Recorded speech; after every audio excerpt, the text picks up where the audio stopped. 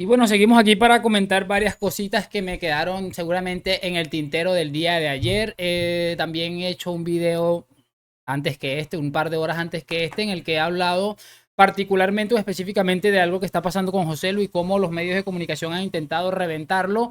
Y también he subido en ese mismo video una cuestión que me pareció muy interesante sobre la rueda de prensa de Xavi. Hoy vamos a ver aquí rápidamente unas cosas sobre Thibaut Courtois, a ver cómo va su proceso de recuperación.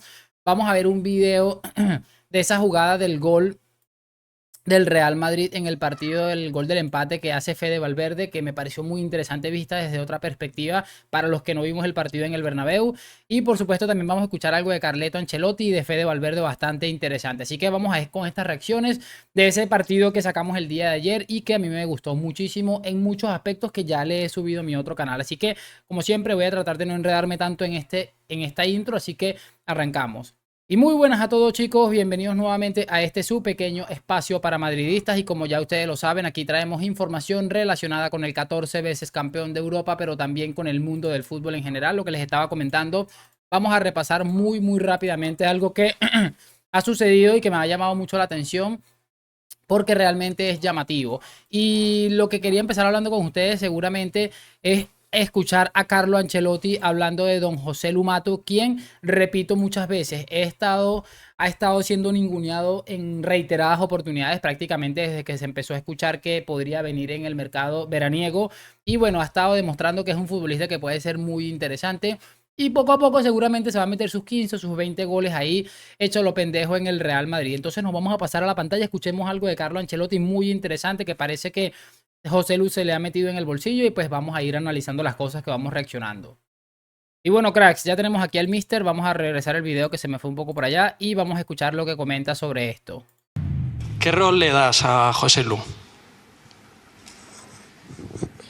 El rol es una posición importante en la plantilla porque enfrente no tenemos ningún jugador que tiene este tipo de características. Entonces para nosotros en algunos partidos es muy importante porque cubre muy bien el área rival, está listo en los centros. Creo que no es casualidad que ha marcado 2 goles en estos 2 partidos acá. Es una calidad que en los años pasados no teníamos, esta de centrar y de marcar.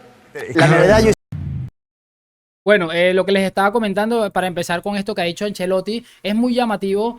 Y me gusta que Ancelotti le resalte que en las últimas temporadas no teníamos este elemento 9 diferencial que estamos viviendo ahora con José Lu. Me refiero a diferencial en cuanto al posicionamiento porque hemos estado viendo hasta Luka Modric de falso 9, que eso salió obviamente como salió. Y realmente es muy llamativo darse cuenta de que es totalmente cierto. Y es algo que vengo comentando en las últimas horas, sobre todo después de que José Lu marcara en la última fecha y en la anterior, que fue la de ayer también.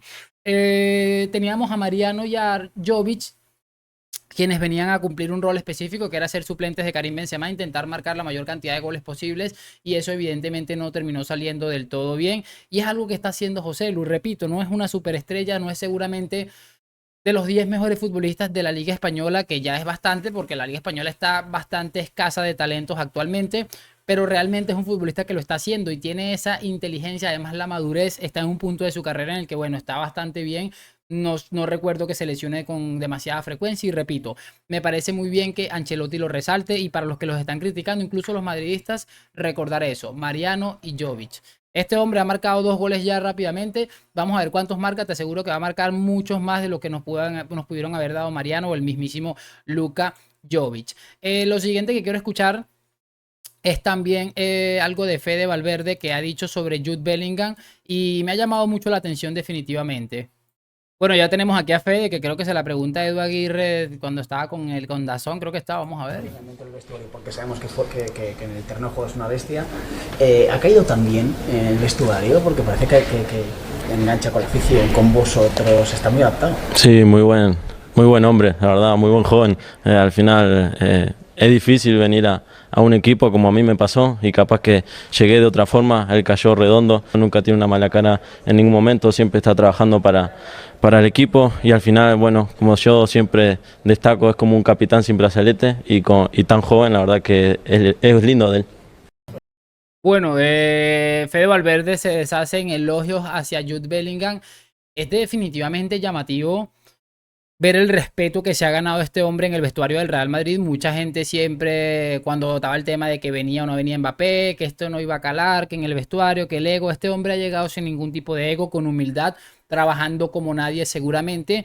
Y eso uno se da cuenta en el vestuario de cómo lo respetan y le aprecian los compañeros. Además de ser un excelente futbolista, porque lo he dicho muchas veces, de nada te sirve ser un buen chico, una buena persona, si no eres bueno en lo que hace. Jude Bellingham tiene esos dos, o aparenta tener esos dos, y me gusta sobre todo este buen rollo que está transmitiendo el vestuario. Creo que eso ha sido una de las principales claves para este gran inicio de temporada, que el club, que el equipo esté tan bien, tan unido, los futbolistas, que no haya ningún tipo de mal rollo pese a la gran competencia que hay en ese centro del campo.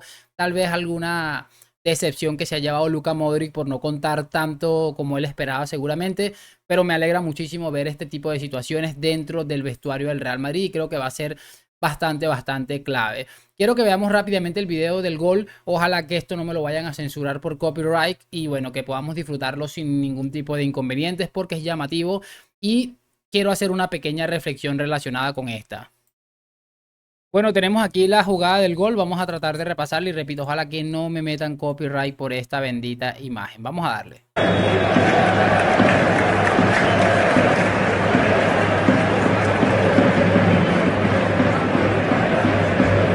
Definitivamente espectacular esta imagen, como se ve desde el césped, desde imagen de otro ángulo. Te pueden estar dando cuenta cómo el Real Madrid busca el espacio. Creo que es el cambio de orientación, además de la ruptura que hacen aquí, que le cambia el sentido de la jugada. Creo que viene por acá, creo que el cambio lo hace Carvajal y es bastante espectacular. Ahora creo que es Fede Valverde hace el cambio, y ahí está Fran García, que además está haciéndolo bastante bien en ese aspecto ofensivo. Rodrigo, Fran, y de primera para Valverde, que también le da de primera. Es bastante interesante y no sé si a ustedes les parecerá ridículo e insuficiente lo que les estoy mostrando, pero a mí me llama mucho la atención, amigos. Siempre hemos escuchado que el Real Madrid nunca juega nada. De hecho, en el video que hice con anterioridad, es decir, hace un par de horas, escuchábamos a Cristóbal Soria que el Real Madrid acusa muchos problemas futbolísticos, casi que el Real Madrid no tiene ningún tipo de identidad de juego, es que el Madrid no hace absolutamente nada, que los goles los mete porque tiene mucha suerte, porque tiene muchísimas jugadores de calidad. Y en este video lo que hace es evidenciar que el equipo, obviamente, para mi opinión, también le hace falta mucha creación de juego en muchos aspectos todavía, pero tiene esa categoría. O sea, es que la jugada está toda bien estructurada. Repito, hay un desmarque que termina quebrando lo que es ese bloque que estaba intentando presionar la Real Sociedad. Y luego Valverde en potencia, que hace ese cambio absolutamente bestial. Y pues lo demás es historia. Rodrigo, otra buena arrastre de marca, y queda Fran García con total soledad ahí para centrar de primera, y también el remate de Valverde de primera, que bueno, es una de su especialidad. Para que no se dejen engañar que el Real Madrid no juega nada, el Real Madrid es un equipo bien estructurado. Creo que Ancelotti en muchos aspectos seguramente le hace falta meterle un poco más de trabajo en algunas zonas, pero creo que es un equipo bastante interesante de ver jugar al fútbol. A mí particularmente, no, tal vez sea porque soy del Madrid, pero me gusta ver mucho más al Real Madrid que al Palancas, definitivamente. Y eso que ese es el juego bonito, imagínense ustedes. Cerramos con Thibaut Courtois, que ha dicho algo sobre su lesión, de cuándo más o menos puede regresar a los terrenos de juego. Y vamos a escuchar al belga. Bueno, aquí está Thibaut, el portero belga, que bueno, sabemos la lesión tan complicada que tiene. Y pues una de las preguntas es que si de pronto llegaría a una posible, una hipotética final de Champions. Entonces, esto es lo que ha comentado Thibaut Courtois. ¿Qué tal estás? ¿Cómo la estás llevando? No, muy bien, muchas gracias. Estamos viendo que estás ahí entrenando, que estás cuidando mucho la rodilla desde todos los días en Vallevar. Me cuentan que unas 5 horas o así entrenando todos los días allí, ¿no?